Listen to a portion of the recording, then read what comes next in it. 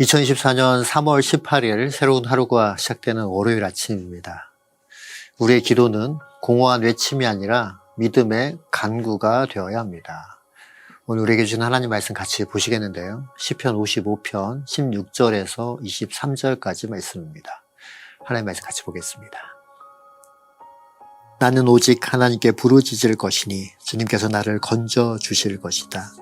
저녁에도 아침에도 한낮에도 내가 탄식하면서 신음할 것이니 내가 울부짖는 소리를 주님께서 들으실 것이다.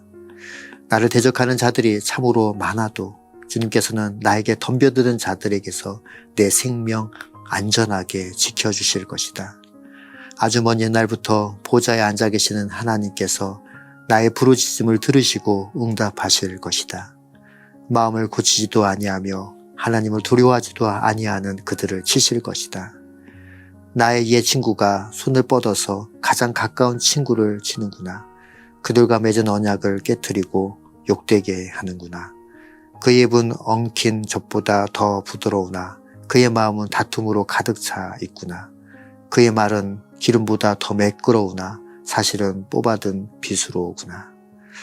너희의 짐을 주님께 맡겨라. 주님이 너희를 붙들어 주실 것이니 주님은 의로운 사람이 망하도록 영영 그대로 버려두지 않으실 것이다. 하나님 주님께서는 반드시 그들을 멸망의 구덩이로 내려가게 하실 것입니다. 피 흘리기를 좋아하고 속이기를 좋아하는 자들은 자기 목숨의 절반도 살지 못하게 될 것입니다. 그러기에 나는 주님만 의지하렵니다. 시편 55편 전반부인 1절에서 15절까지 말씀에서는 우리가 의지할 대상은 오직 하나님밖에 없다라고 고백하고 있지요. 하나님만이 우리의 유일한 소망임을 고백하고 있습니다. 이어서 오늘 본문의 말씀을 통해서 그 하나님이 우리의 기도를 응답하시고 원수들에게서 우리를 건지실 하나님임을 확신하고 노래하고 있습니다. 사랑하는 성도 여러분, 우리가 믿는 하나님은 우리의 기도를 들으시는 하나님이십니다. 16절, 17절 말씀입니다. 나는 오직 하나님께 부르짖을 것이니 주님께서 나를 건져 주실 것이다. 저녁에도 아침에도 한낮에도 내가 탄식하면서 씨름할 것이니 내가 부르짖는 소리를 주님께서 들으실 것이다. 오늘 시편 기자는 이 부르짖음은 공허한 외침이 아니다라고 말씀드릴 수 있습니다. 믿음의 간구인 것이죠. 믿음의 간구는 그 믿음의 대상과의 관계 속에서 설명할 수 있는 표현입니다. 다시 말씀드려 믿음의 주여 온전케 하시는 하나님께 부르짖는 것입니다. 사랑하는 성도 여러분, 고난의 순간에 하나님을 찾을 수 있다는 것, 이 사실이 우리에겐 축복이죠. 하나님은 우리가 기도하는 그 기도의 자리로 나오길 원하십니다. 그리고 기다리고 계시죠. 우리 주님께서 이렇게 말씀하셨습니다. 요한복음서 14장 13절 14절 말씀에서 기록된 말씀도 있는데요. 이 말씀도 찾아서 보겠습니다. 너희가 내 이름으로 구하는 것은 내가 무엇이든지 다 이루어 주겠다. 이것은 아들로 말미암아 아버지께서 영광을 받으시게 하려는 것이다. 너희가 무엇이든지 내 이름으로 구하면 내가 다 이루어 주겠다. 사랑하는 성도 여러분, 예수 그리스도 이름으로 부르짖고 기도하는 자리가 바로 하나님께서 영광을 받으시는 자리입니다. 오늘 본문의 말씀에서 시인은 하나님께 믿음의 간구를 통해 하나님의 소망으로 충만해질 것을 확신하고 있는데요. 또한 그 구체적인 하나님의 모습 또한 묘사하고 있습니다. 19절 말씀입니다. 아주 먼 옛날부터 보좌에 앉아 계시는 하나님께서 나의 부르짖음을 들으시고 응답하실 것이다. 마음을 고치지도 아니하며 하나님을 두려워하지도 아니하는 그들을 치실 것이다. 하나님은 언제나 어디서나 함께하고 계십니다. 누구도 내 신음소리를 듣지 못한다고 여겨지는 그때에도 우리 주님은 그곳에서 같이 듣고 계시고 함께하고 계시죠. 누구도 악인들의 행포를 막지 못하는 듯 보이는 그때에도 하나님은 지켜보고 계십니다. 이 말은 악인들이 하나님을 인정하지도 않고 두려워하지도 않을 때에도 그 모든 악행을 기억하고 계신다는 말씀이십니다. 사랑하는 성도 여러분, 우리가 믿는 하나님은 공의의 하나님이십니다. 이 말은 반드시 악인을 심판하시겠다는 말씀이십니다. 우리가 믿는 하나님은 살아계신 하나님이십니다. 그 영광과 권세와 능력이 완전하시죠. 사람들이 이 사실을 인정하던 인정하지 않던 이것은 사실입니다. 우리가 눈앞에 현실을 인하여 이 사실을 잊고 하나님을 바라보지 못하고 있다고 해서, 우리가 인지하지 못한다고 해서 사라지거나 없어지는 하나님이 아니십니다. 공의 하나님은 당신의 때, 당신의 방법으로 그 뜻을 반드시 이루십니다.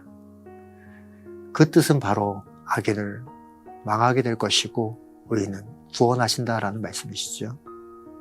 22절, 23절 말씀을 통해 확인해 보겠습니다. 너희 짐을 주님께 맡겨라. 주님이 너희를 붙들어 주실 것이니 주님은 의로운 사람이 망하도록 영영 그대로 버려두지 않으실 것이다.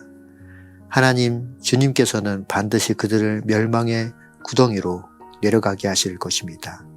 피 흘리기를 좋아하고 속이기를 좋아하는 자들은 자기 목숨의 절반도 살지 못하게 될 것입니다. 그러기에 나는 주님만 의지하렵니다. 사랑하는 성도 여러분, 눈앞에 벌어지는 현실은 악인들이 득세하는 것 같고 그로 인하여 우리 삶이 고통스럽게 느껴질 때가 있습니다. 그러나 우리의 진짜 현실은 눈앞에 악인들의 형통함이 아니라 그 악인들을 심판하시는 하나님이 계시다는 사실을 인정하는 것입니다. 그렇게 오늘 시편의 기자는 나는 주님만 의지하겠다라고 선언할 수 있었던 것입니다. 이 말을 다시 표현하면 악한 자들은 어떻게 이길 수 있을까? 우리가 그것으로 골몰이 하는 것이 아니라 기도를 통해 모든 문제를 하나님께 맡기면 하나님께서는 의인의 요동함을 허락지 아니하시고 하나님께 온전하게 붙들림 받은 하나님의 사람들을 붙잡아 주신다고 말씀하시는 것입니다. 자기 힘으로 악인들과 그리고 또한 고난을 대적하고 대응하는 것이 아니라 그들을 심판하시는 하나님께 모든 것을 믿고 맡기는 것이죠. 신명기서 32장 35절에서도 이 표현을 하고 있는데요. 이 말씀도 찾아서 보겠습니다. 원수 갚는 것은 내가 하는 일이니 내가 갚는다. 원수들이 넘어질 때가 곧 온다. 재난의 날이 가깝고 멸망의 때가 그들에게 곧 덮친다. 사람이 행하는 복수는 또 다른 복수를 낳아 원한이 원한을 키우는 악순환에 빠질 수밖에 없습니다. 죄인을 벌할 수 있을 정도로 완전하신 분은 하나님 한 분밖에 없습니다. 의인은 그 짐을 하나님께 맡기고 요동하지 않는 삶을 살아가면 되는 것입니다. 이제 말씀을 마무리하겠습니다. 우리 인생의 가치를 결정하는 것은 세상이 아닙니다. 또한 나 자신도 아니죠. 우리 인생의 가치는 하나님이 하시는 것입니다. 그래서 하나님을 경외하며 의지하는 자를 하나님이 붙드시고 구원하시고 안전하고 완전한 길로 인도하시는 것입니다. 물론 그 길 가운데에도 많은 어려움과 고난이 있습니다. 사랑하는 성도 여러분, 하지만 절대 혼자 하나님은 내버려 두지 않으십니다. 그리고 반드시 악인의 길은 망하게 하십니다. 모든 역사의 마지막 날에 하나님은 마침내 그들을 향한 심판을 온전하게 이루실 것입니다. 우리의 소망은 영원히 우리와 함께 사시는 하나님께 있어야 하는 것이지요. 오직 하나님만 의지하는 자로 저와 여러분이 오늘 하루의 삶 가운데 주님 안에서 승리하는 삶을 살기를 예수 그리스도 이름으로 축원합니다. 기도하겠습니다. 하나님께 부르짖는 그 자리로 우리를 인도하여 주시니 감사합니다. 주님만 온전하게 바라보며 나아갈 때 내가 세상 사람이 나를 향해서 하나님 그렇게 우겨싸임이 있을지라도 내가 흔들리지 않는 그 기준이 바로 하나님께 있기 때문임을 다시 한번 고백합니다.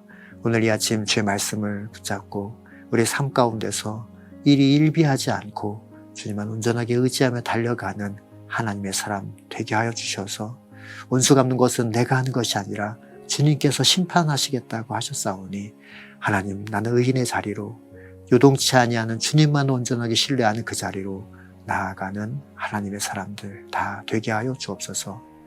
오늘 하루의 삶 가운데 그 심판주요 온전케 하신 주님으로 인하여 우리 마음에 참된 평안과 감사가 있는 귀한 하루 되기를 간절히 소원하며 사랑 많으신 예수 그리스도의 이름으로 간절히 기도합니다. 아멘.